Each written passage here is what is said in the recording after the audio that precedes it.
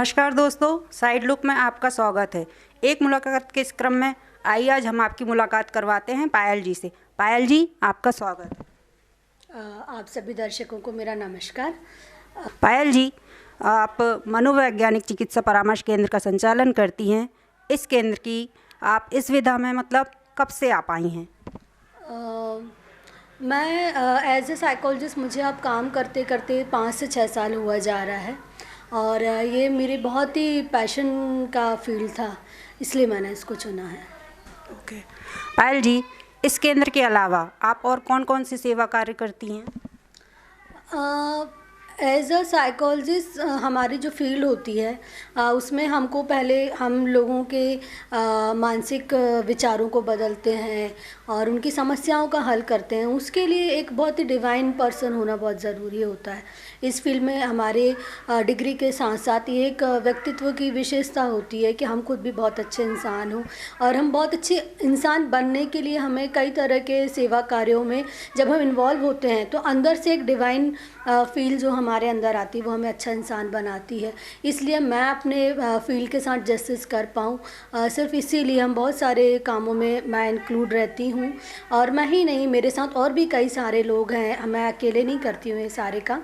तो मेरे इन कामों में जो है हम जितने भी हमारे आवारा जानवर होते हैं, ऐसे कुत्ते हैं, बिल्लियाँ हैं जिनका सड़क पर ध्यान रखने वाला कोई नहीं होता है, हमारे साथ के लोग और हम सभी मिल कर के उनको समय समय पर उनके खाने का ध्यान रखना, उनकी दवाइयाँ, उनका ट्रीटमेंट, ये सारे काम हम करते हैं। इन कामों को करने के पीछे मैं फिर से बोल रही हूँ कि हम उन जानवरों पर कोई एहसान नहीं करते, या जिन भी महिलाओं की हम मदद करते हैं या जिन बेसहारा लोगों की मदद करते हैं, इसमें मैं उन पर कोई एहसान नहीं कर रही हूँ, बल्कि जब हम ये काम करते हैं तो अंदर से मुझ में एक डिवाइननेस आती है, मैं ज़्यादा ईश्वर के करीब जाती हूँ। तो मैं ऐसा नहीं बोलती हूँ कि मैं उनके लिए सेवा कार्य कर रही हूँ, मैं अपने लिए सेवा कार्य कर रही हूँ, जिसका माध्यम ईश्वर उनको बनाता है। जी पायल जी, जैसा कि अभी 2020 में कोरोना में संक्रमण महामारी जो आई थी, इसके चलते हर वर्ग परेशान था, चाहे वो बच्चे हों, बड़े हों, महिला हो या पुरुष। ऐसे में आपके पास किस तरह की मानसिक समस्या लेकर लोग आए थे? आराधना, आपने बहुत अच्छा क्वेश्चन किया है कि इस कोरोना पैंडमिक में हर व्यक्ति परेशान था। उसकी समस्या, हर आयु वर्ग के लोगों की समस्या अलग थी। मेल की प्रॉब्लम्स अलग थी, फीमेल की प्रॉब्लम अलग थी। जहां मेल इस बात से जूझ रहा था कि उनके कामों को लेकर के उनके आर्थिक परेशानियां बढ़ने वाली थी, उनका काम कम हो गया था, उनकी नौकरियां जा रही थी, वहीं महिलाएं कहीं ना कहीं बढ़े हुए काम के बोझ से परेशान थी। तो इस समय में परेशानियाँ तो बहुत सारी बातें आई, लेकिन इस पैंडेमिक में लोग एक साथ रह कर के अच्छी बातें भी हुई। तो मैं सोचती हूँ कि केस तो हमारे पास हर तरह के थे। बच्चों की पढ़ाई से रिलेट केस थे, जो महिलाएं हैं उन पर वर्क बहुत लोड हो रहा था, इससे रिलेट मेरे पास केस थे। लेकिन मैंने इन सारे केसों के बाद भी हमने देखा कि हमने इस कोरोना पैंडेमिक से बहुत सारी चीज़ें सीखी। बहुत सारे लोग फैमिली में एक साथ एक दूसरे को एडजस्ट करना उन्होंने सीखा। और मेरे लिए जो बहुत अच्छी बात ये हुई कि हम फिज़िकल हेल्थ पर बात करते हैं, लेकिन ये कोरोना पैंडेमिक में लोगों ने मेंटल हेल्थ को बहुत इम्पोर्टेंस दी। उन्होंने मतलब सबका ध्यान अचानक आकर्षित हुआ कि मेंटल हेल्थ इम्पॉर्टेंट है और किन किन सारी चीज़ों से हमारी मेंटल हेल्थ अच्छी होती है, किन चीज़ों का प्रभाव हमारी मेंटल हेल्थ पर पड़ता है।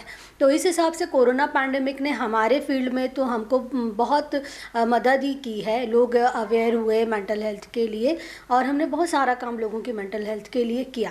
परेशानियां थी, लेकिन इसके सकारात्मक पहलुओं पर हम लोगों ने ज़्यादा ध्यान दिया। जो क्लाइंट्स मेरे पास आए उनका भी ध्यान जो है इस सकारात्मक पहलू पर मैंने पहुंचाया है।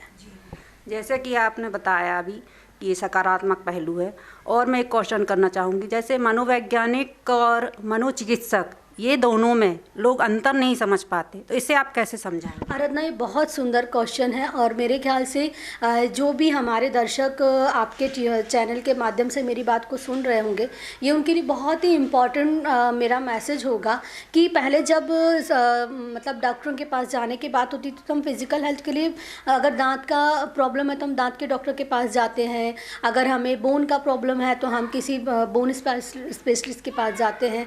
जिस तरह के रोग होता है हम उसके पास जाते हैं, लेकिन मन के रोग के लिए अभी भी कोई डॉक्टर के पास जाना पसंद नहीं करता है। और जैसे मन के रोग की बात आती है तो सबको ये लगता है कि सिर्फ पागल लोग ही मन का इलाज कराते हैं। मैं आप सभी दर्शकों से हाथ जोड़ के विनती करती हूँ कि सिर्फ पागल लोग ही काउंसलर्स के पास जाते हैं या साइकोलॉजिस्ट के पास जाते हैं या फिर साइकेट्रिक के पास जाते हैं, ऐसा नहीं है।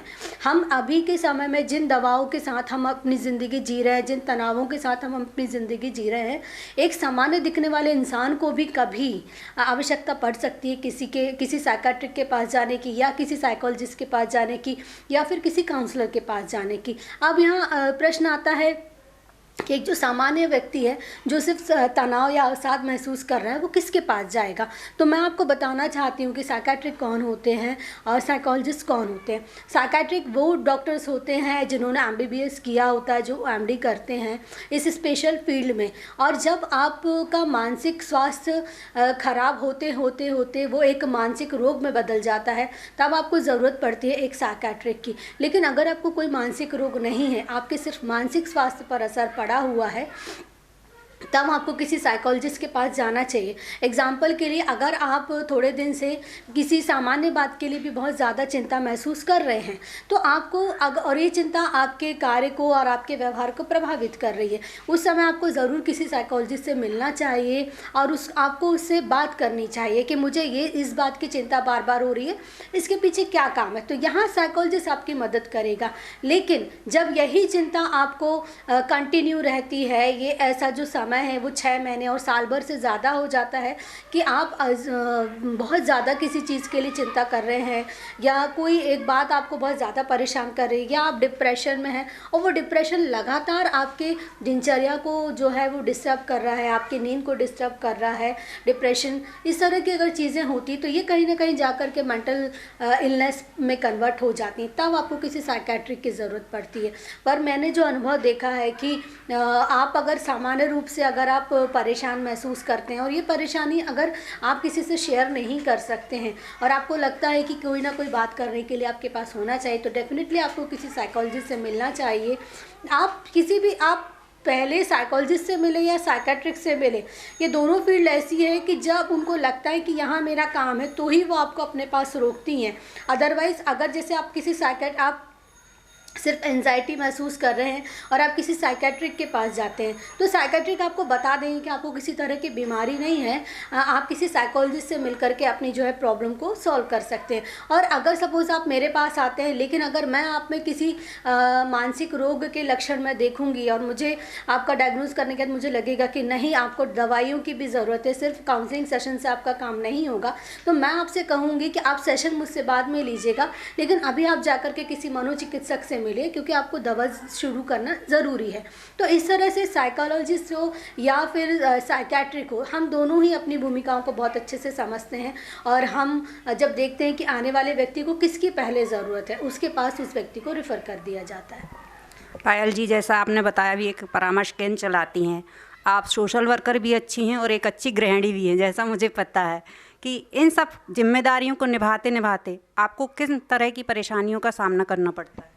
हाँ, जैसे कि आपने कहा कि ये बात तो है आराधना कि जब एक महिला एक से अधिक भूमिकाओं को निभाती है तो उसको परेशानियाँ तो डेफिनेटली आती ही हैं, कई तरह की परेशानियाँ आती हैं, लेकिन जब पूरा परिवार उसका संबल बनता है तब ये परेशानियाँ, मुझे नहीं लगता कि इन परेशानियों का अस्तित्व किसी भी नारी के जीवन में रहता है।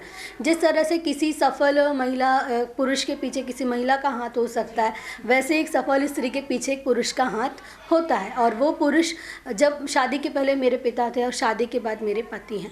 मेरे पति का जो है मेरे इस काम के साथ वो एडजस्ट करते हैं खुद को, मेरी परेशानियों को समझते हैं, मेरी व्यस्तताओं को भी समझते हैं और सबसे पहली बात तो मुझे स्वतंत्रता देते हैं कि मैं अगर समाज कार्य कर रही हूँ या फिर मैं अपने सेंटर से रिलेट कोई काम कर रही हूँ या घर का काम करें तो ये सारे डिसीजंस मेरे अपने होते हैं। हम किस तरह से उनको मैनेज करेंगे वो सारा डिसीज़न मेरा होता है। और जब मैं उनको बताती हूँ कि आज हो सकता है हमारे रूटीन में ये चेंज हो, तो वो कभी नहीं उसको कहते हैं, मना नहीं करते हैं, वो एक्सेप्ट करते हैं। तो मैं अगर इन 3-4 भूमिकाओं में एक साथ हम परफॉर्म कर पा रहे हैं, इसका पूरा रीज़न जो है और इसमें जो सहयोग है वो मेरे हस्बैंड का होता है, साथ में मेरे बच्चे, मेरी पूरी फैमिली मुझे सपोर्ट करती है। देखिए, अगर किसी महिला का अपनी बच्ची को सपोर्ट करना बहुत आसान बात होती है। हर महिला चाहती है मेरी बच्ची आगे बढ़े, लेकिन इन लॉज, वैसे ही मेरी माँ ने मुझे शादी के पहले, मेरे पिता ने मुझे शादी के पहले बहुत सपोर्ट किया। यही सपोर्ट जो था आज हमारे आत्मविश्वास का कारण है।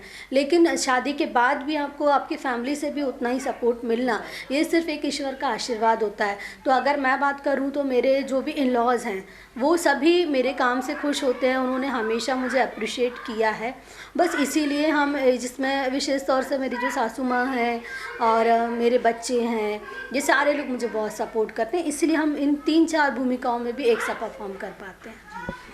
पायल जी, आपके जीवन की कोई ऐसी घटना जो आप हमारे माध्यम से शेयर करना चाहेंगी?